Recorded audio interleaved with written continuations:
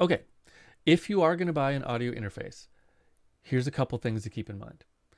First, in general, I find that with audio interfaces, you get what you pay for.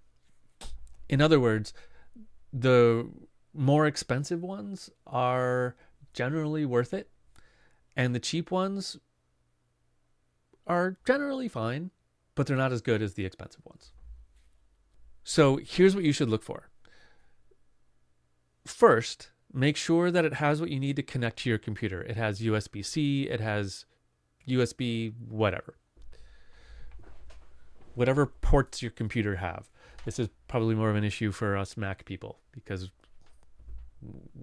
our ports keep changing. Second, make sure it has enough inputs. Okay, so think about the biggest thing you plan to record in your like home studio or your setting. Okay, so if you want to record a rock band, you need to be able to plug in a bunch of microphones for the drums, and then so let's say, I don't know, 5 microphones for your drums, and then guitar, bass, and vocals if you want to do everything all at once. Okay, so it is very common to have an interface that has 8 inputs and then multiples of 8. So 8 and 16 and 32. So if you want to record a whole band, get one that has at least 8 inputs.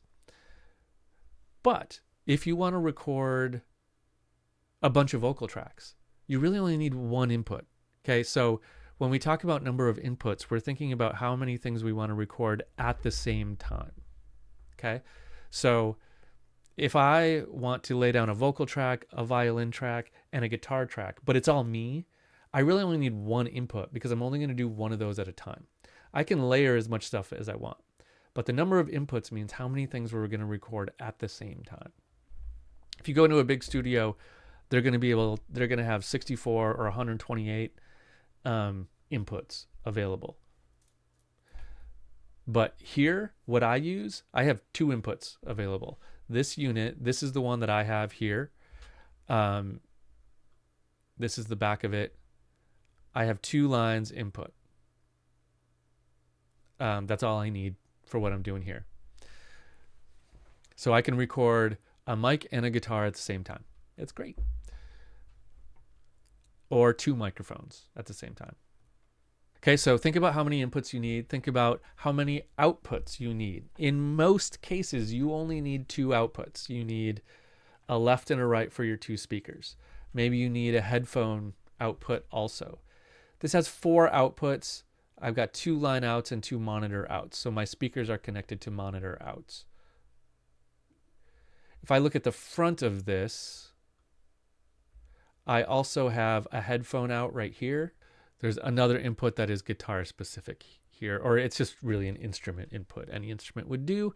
If you wanted to plug directly in to the interface, you could do that. And then the thing I have on top, another thing to consider is just if this thing is going to sit on your desk, what controls you have. I have a big giant volume knob. It can either be my input if I hit this preamp button, or my output, meaning like the volume of music I'm hearing, if I hit this monitor button. It's handy. I just need one big volume knob is all I really need. Okay, this universal audio is a really nice one. Okay, this is like a really nice, a high-end but small unit. And so it's about $1,000. Okay? You can get much more expensive ones and much cheaper ones. Okay? If you want to go